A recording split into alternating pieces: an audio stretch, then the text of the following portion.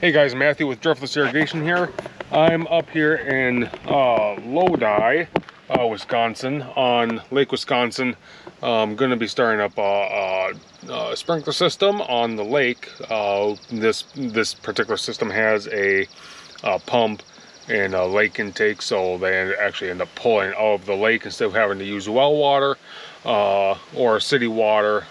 So we are going to get this started up today, and I'm going to show you what it takes to get a lake system started up. All right.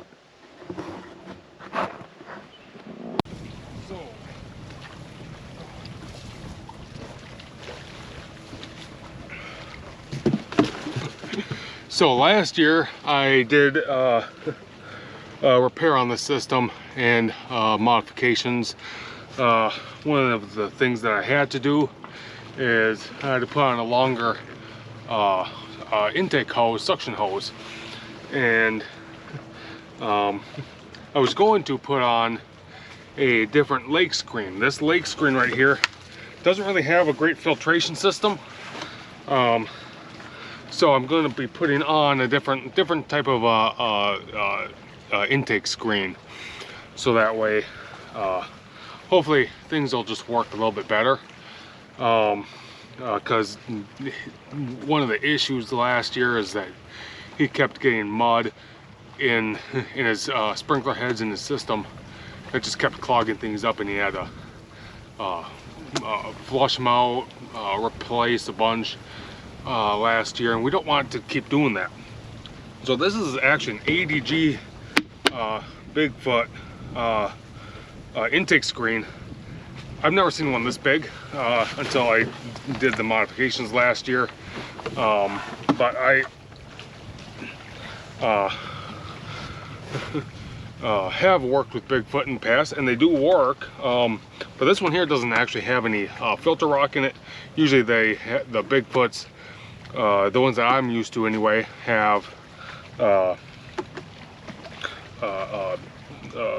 an inner cylinder with smaller, finer holes in it than this one has. You can see kind of how big these holes are.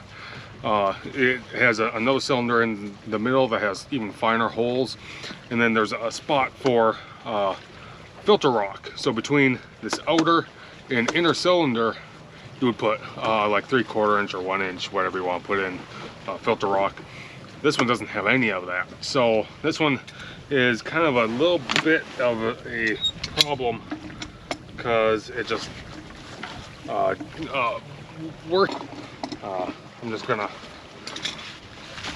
replace the intake right now before I put anything in the lake. Just gonna spin this off. Actually, when I first got this last November, because down here in south central Wisconsin we can oftentimes do irrigation work well into November. I was actually doing the repairs here in the early to mid part of November last year. Basically, this year was full of mud, weighed like 70 pounds. Alrighty. Whoa, lots of ants in there. See all those ants? Dang. Okay. Off of them. Alright. So what I'm going to do here is we're going to put this puppy on.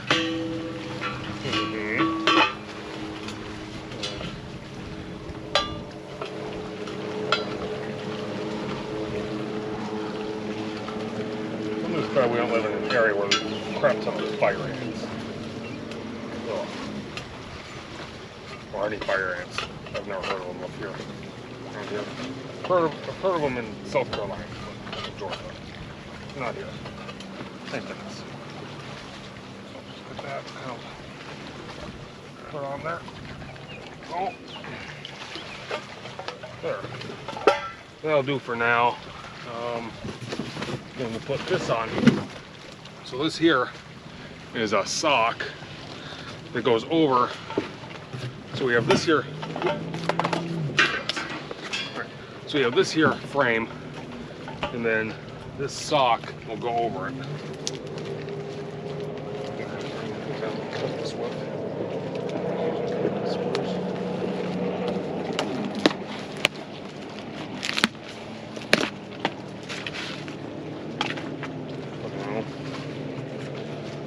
So it's just a mesh sock, and it's replaceable. So it will, over the years, get a little beat up,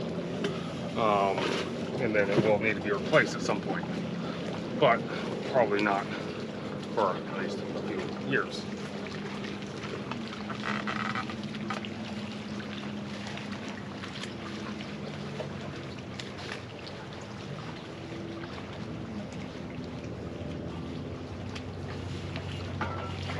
Usually anyway. There, let me just do that, kind of cinch it off.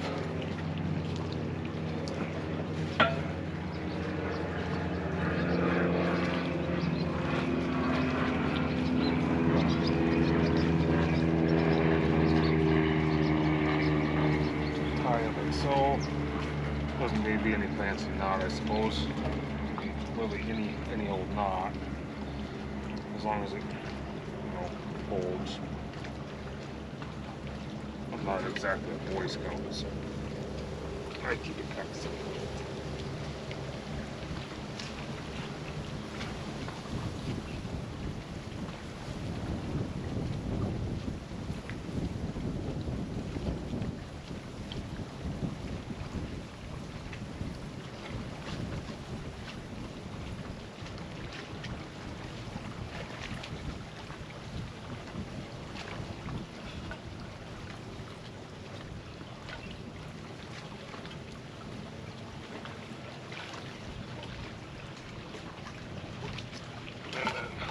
This here is actually supposed to go right here, so I'm gonna be redoing this here.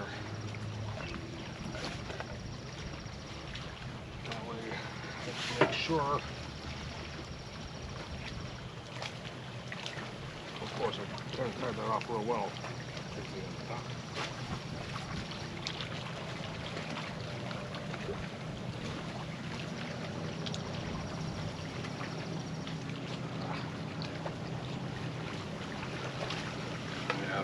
Do that because for reinforcement, but I'll do something else, I suppose. Alrighty.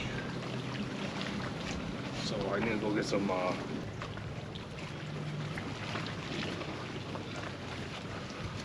Alright. So try using this wire first. If not, I have a little bit of jute that'll work. Also, jute will probably need to be replaced more frequently than wire will. But so I like to use this to actually tie off the filter socket. So I'll go ahead. Normally I try not to do that. Alrighty. And I'll bring that out with me. As long as that's good.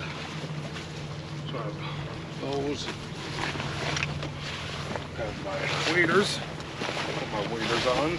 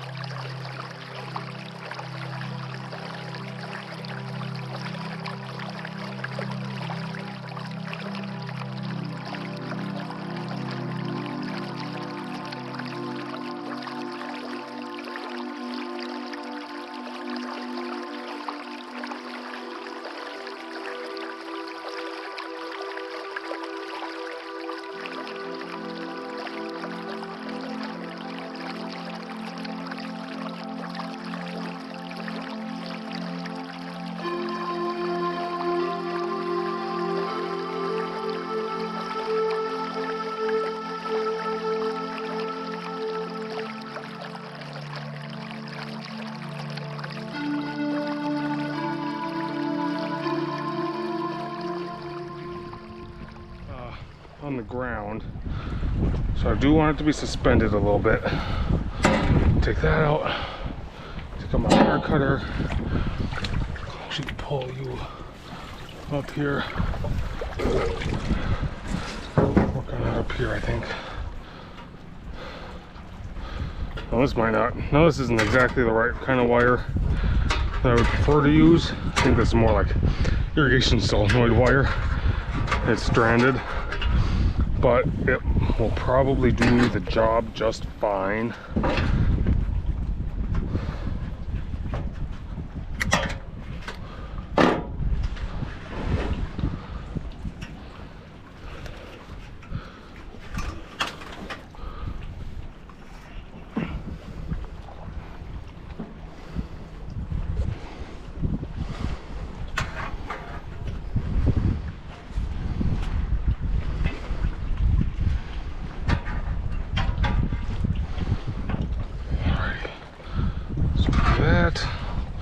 Do the same over here.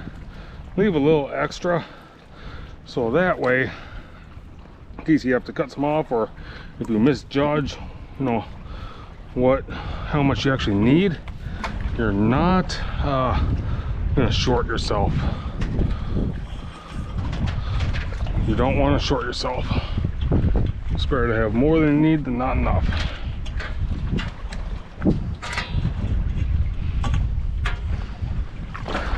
There we go. Put this under here and both there. Alrighty, there we go.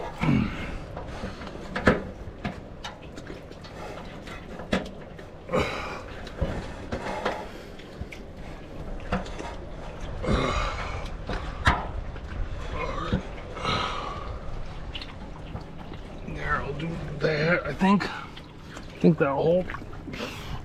Oh, barely did that without getting wet. Oh, or without getting water in my pants or my waders. The whole point of waders is to not get water on your clothes. Otherwise you'll be wet. Alrighty. And I'll take this one here.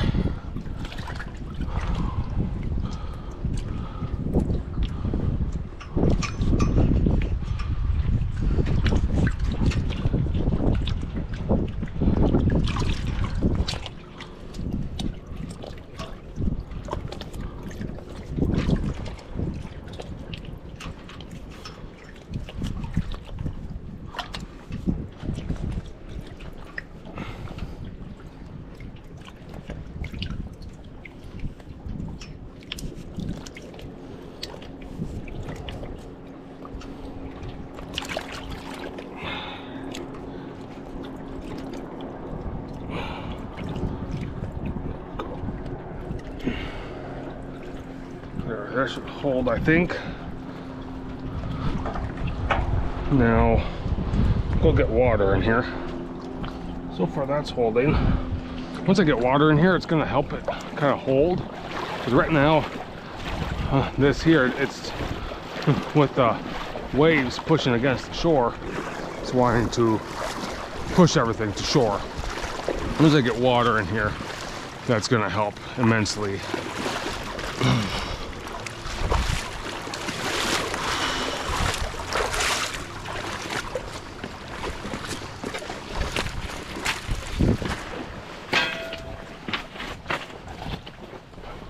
Now, you might be wondering what I'm doing with this here. And I forgot a battery. So let's go get a battery.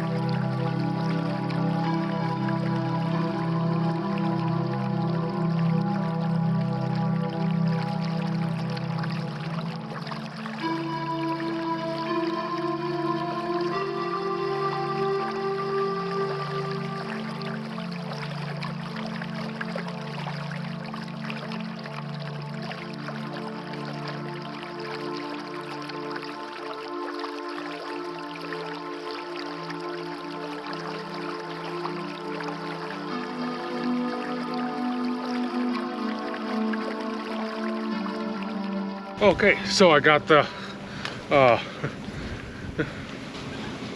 pump, the breaker turned on.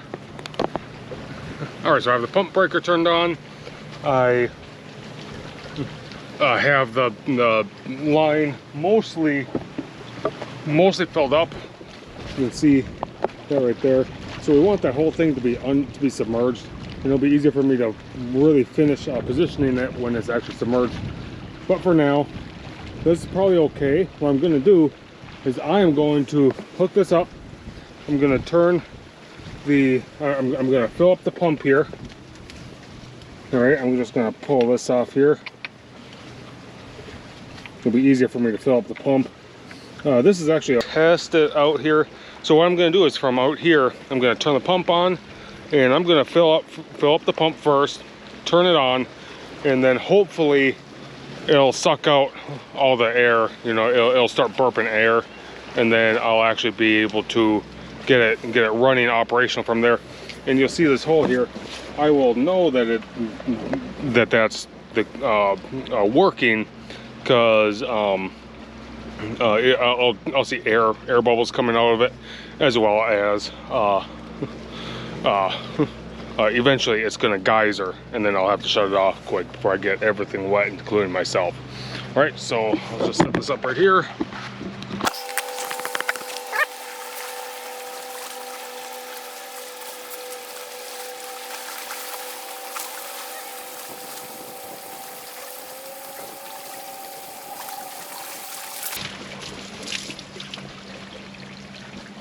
Right now I'm just going to fill up the pump until it won't take any more water. There we go. That's pretty much right about where I want to be. Probably.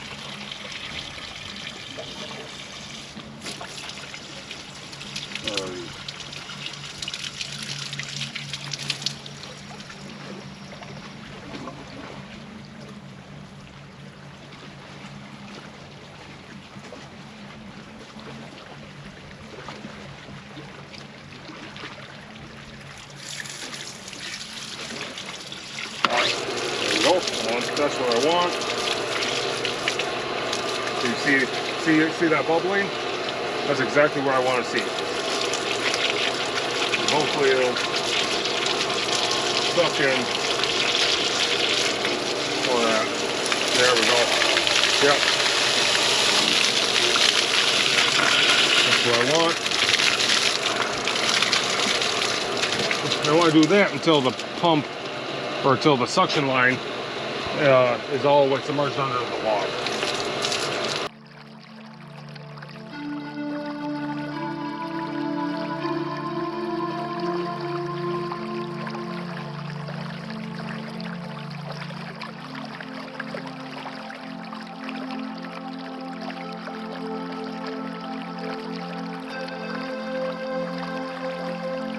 There we go. See that geyser? Geysering pretty good.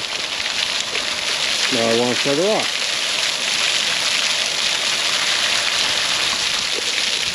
There. She's pumped. She's primed.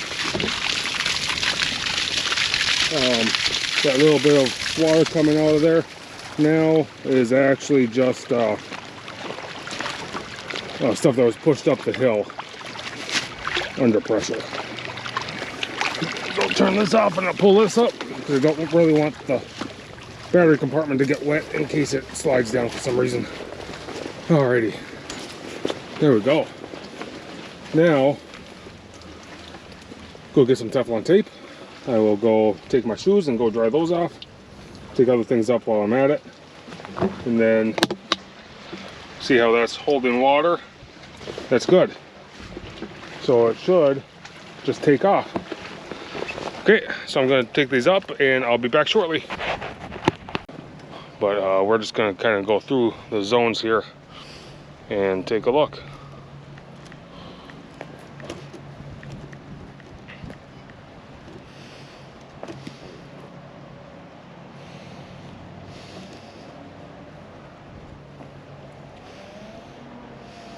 It's a little annoying having a Wi-Fi system in such a remote spot when I don't have access to the customer's Wi-Fi, because things are a little bit slow since it's kind of a bad spot for cell reception to begin with.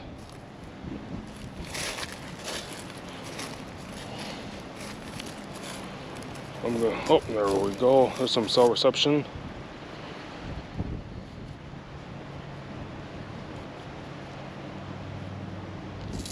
There we go.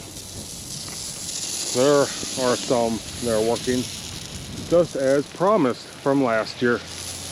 There's another one that's hiding in the mulch. But yeah, these are all good, I think. Really, at this point, I just want to make sure that I really just want to make sure that they're actually going to show up. There's one. I knew that was there. Oh, apparently that wasn't the zone that was supposed to come on. It just came on with the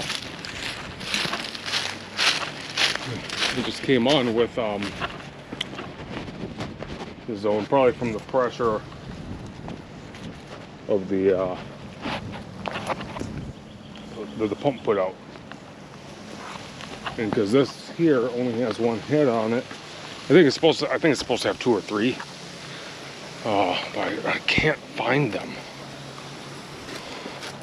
Since this place didn't have a map originally, and he has a bunch of gunked up stuff, it's going to be incredibly difficult to really find where everything is supposed to be. Yeah, you can see I replaced that one last year. Not sure why it's spinning that way. Shouldn't be, but it is. I wonder if there's one hiding under here. Maybe I'll come back to it. I thought there was one under here. Oh.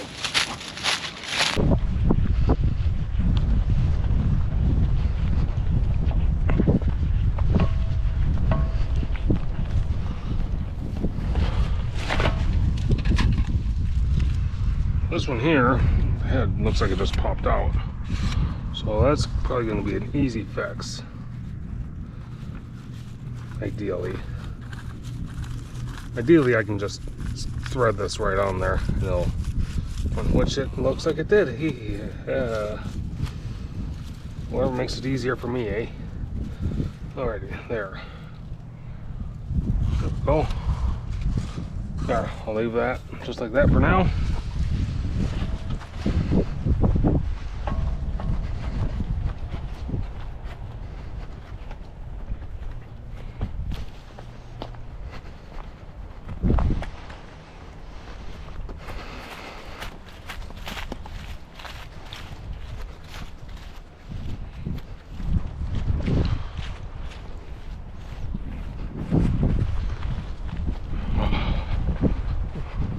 You know, I actually grew up in northern Minnesota around a bunch of lakes, and I love every time I get to come up to Wisconsin Lake, because it kind of just makes me, it just feels like home.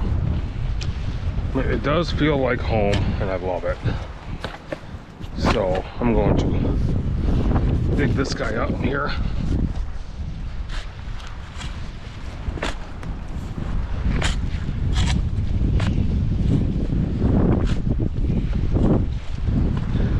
This one is also kind of tilted, probably in part from the work they did, as well as in part from the fact that this used to be an old shoreline. They actually moved it last year.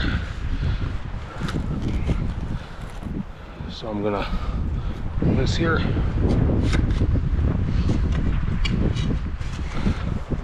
Just dig down there. I know this is on swing pipe, so I don't have to worry about really breaking much.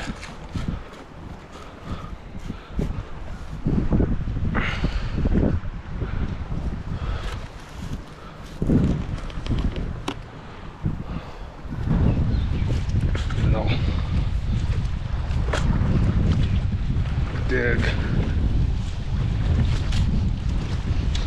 on here. I actually moved more, like 3 or 4 of these last year in November along the new shoreline.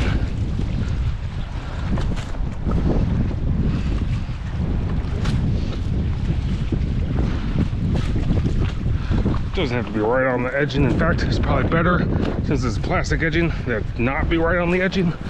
So over time the plastic edging will heave and will,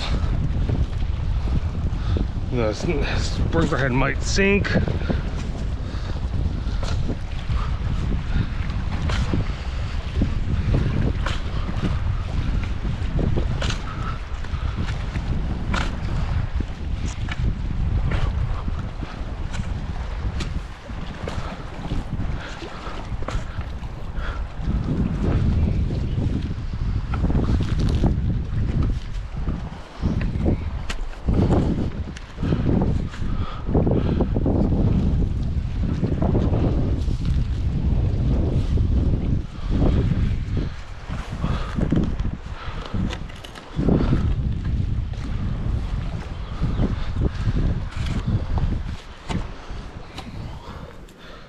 So here, dig back just a little bit more.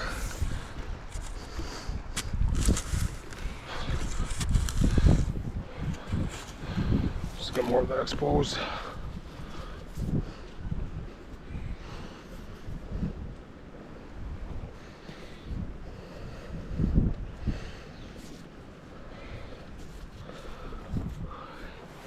So you see that? That is the swing pipe that's in there already. What I'm going to do here, take this. All right, so you see this fitting? I have a blazing pipe cutter. Take this fitting, put it right in there, like so, and you have a handle. Because otherwise you're, you know, trying to push in like this, and it can kind of start to hurt your hand. But if you do it like this, you have a bit of a handle, kind of locks in.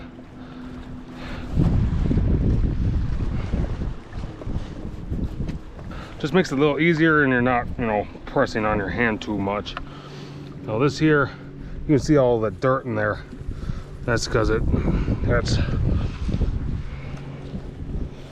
that's because of the old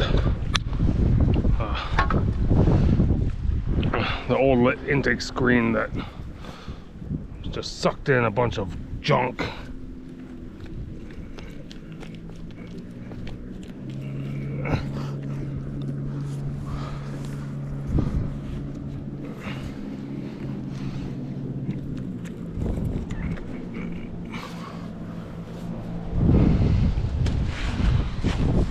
So I'm gonna put in this new head. I'm just gonna use the old fitting because I forgot to bring one down.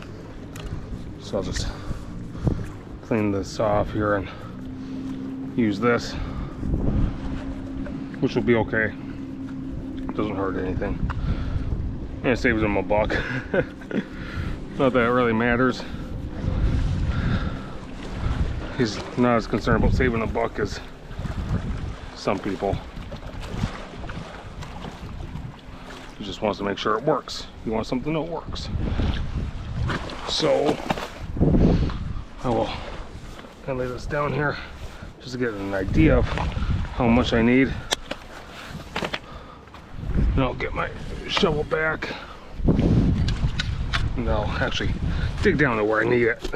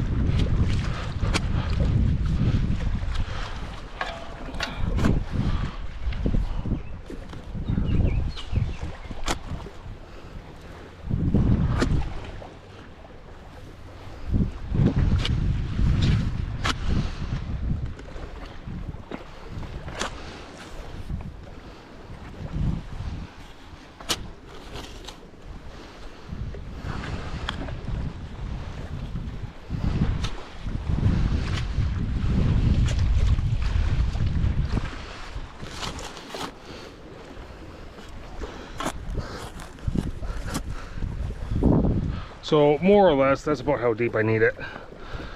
You can see that I'm actually digging way back here, even though the sprinkler head is only like that. The reason I do that is because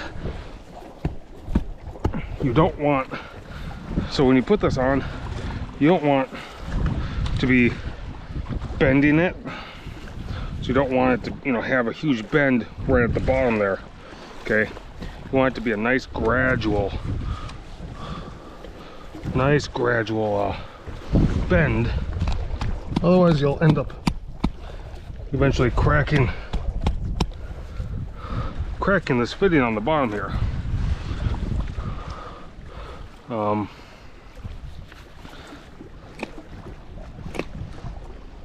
And you really don't want to do that if you can help it. That's about perfect. A little more. There we go.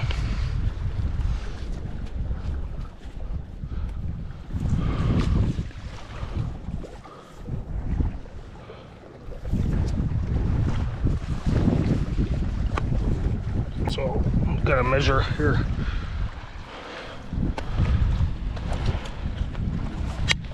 Cut it.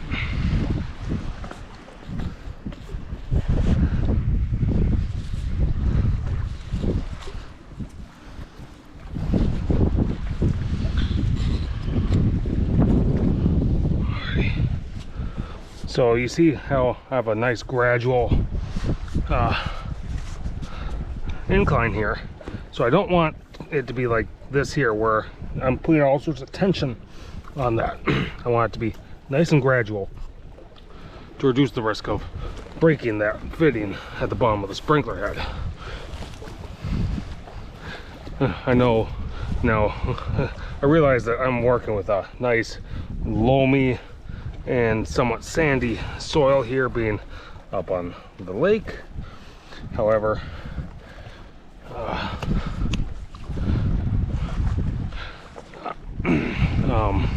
so it might be a little tempting if you have a lot of rock and clay to not do what I just did, to, you know, kind of be a little lazy about it. But we don't want to be lazy, we want to be right. Especially if you're a contractor, because if you're a homeowner and you get lazy about it, you know it's on you. But if you're a contractor that gets lazy about it, and then homeowner has to pay for you to fix your mistake, or someone else to fix your mistake, that's not good.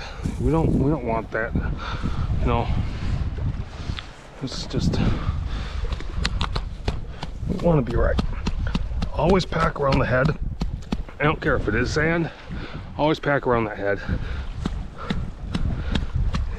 If you have, especially if you have nice clay soil, because the packing around that head will save you from having to eventually fix, or for your customer from having to fix in the future a sinking head, which they will do over time. Over time they will sink, and you don't really want that. So I'm gonna pull this up here.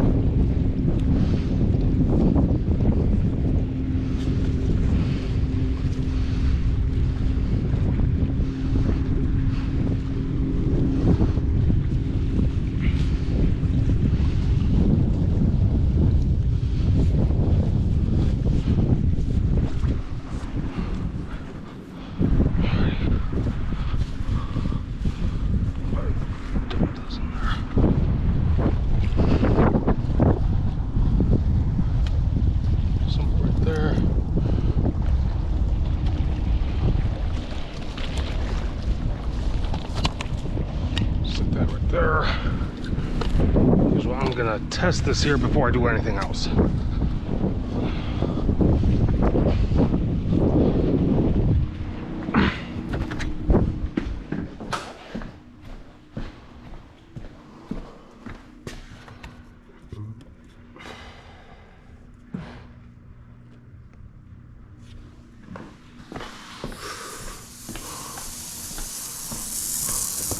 There we go. Popped up. Popped right up. That's good. Doing what she's meant to do.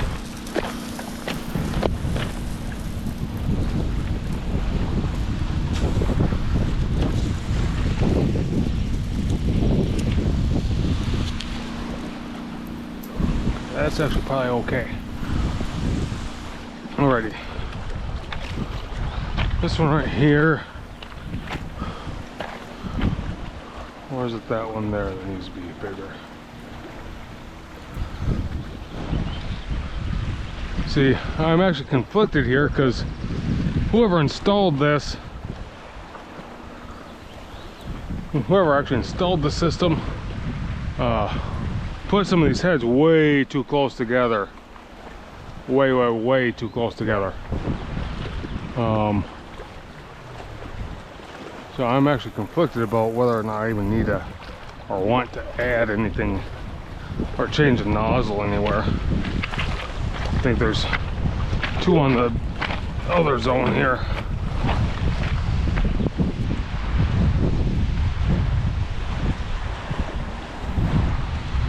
This one here I'm gonna up, and that one there I'm gonna up. So I want them to get that corner there especially. So with these Hunter i20s, you can stick that thick screwdriver part right in the middle and then hold the top of the head like so and turn clockwise, and you'll turn the entire head off. That will allow you the ability to pop out the old nozzle, put in the new nozzle if you want to up it, which I want to do here. I actually want to put in a 4 gallon a minute nozzle. Since this is a lake system with a pump, there's a lot of water available. Really, I could have some of these zones probably doubled up and they would be just fine.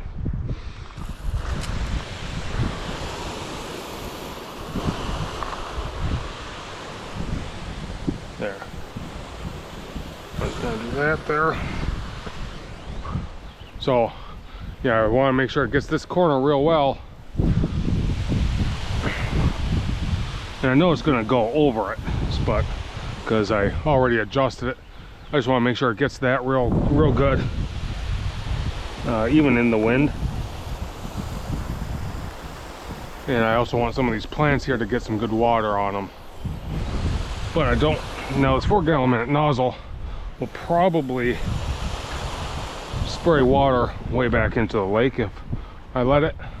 Doesn't need to do that. In fact, because all of those on the lake side are so close together, I probably don't really need to worry too much about that. But I'm gonna up this one as well to a 4 gallon a minute nozzle.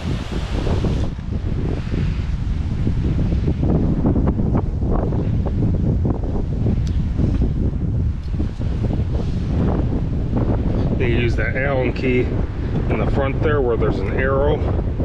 Turn it counterclockwise to pull it up. Stick that Allen part right in there. Don't worry about, ruining the inside of that, because you don't want to keep it anyway, because you're pulling it out, so might as well. So it doesn't really matter. Don't forget to screw that Allen back down and then open her back up like that. There we go.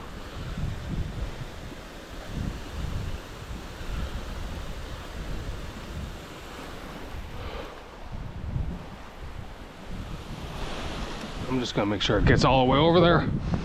Most of the way anyway.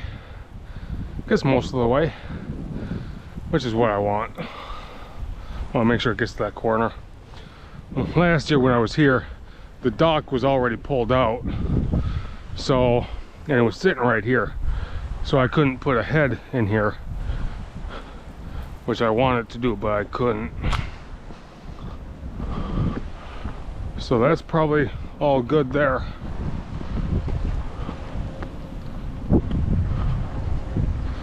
They'll get plenty of water. I have those right up top going full circle. They're doing a 360. So they'll probably be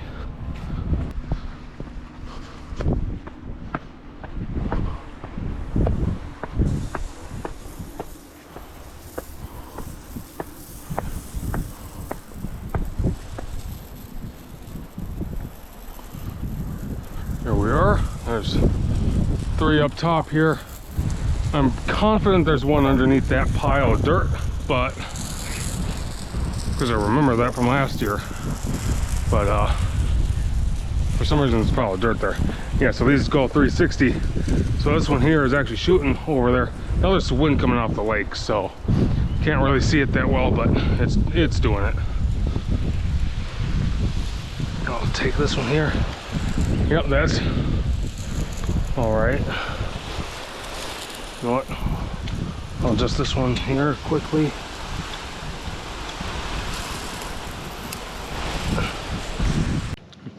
Well, there you have it. That's generally how you start up a sprinkler system on a lake using a pump and suction intake. Some of these zones I could probably actually double up, because these pumps can, generally speaking, put out 20 to 30 gallons a minute at 50 to 60 psi, which is more than enough, generally speaking. Now the pump does have to push the water up the hill a little bit, but not super significant amount. But yeah, generally speaking, this is how you start up a sprinkler system on a lake. Wasn't the most efficient or the best startup that I've ever done on a lake. I don't have a lot of sprinkler startup customers for lake, or I don't have a lot of customers on the lake that have suction intake and a pump. So, and I haven't done sprinkler startups on a lake using lake pump and having to put in an intake. I haven't done that on a daily basis or regular basis in probably 6 or 7 years. So, so I'm definitely a little rusty, but I think that what little trick I did at the end, where I just turned on the pump and with a partially filled intake, and just keep feeding water in it with my little stick pump, is definitely something that I'm gonna have to do in the future. So until next time, see ya, bye.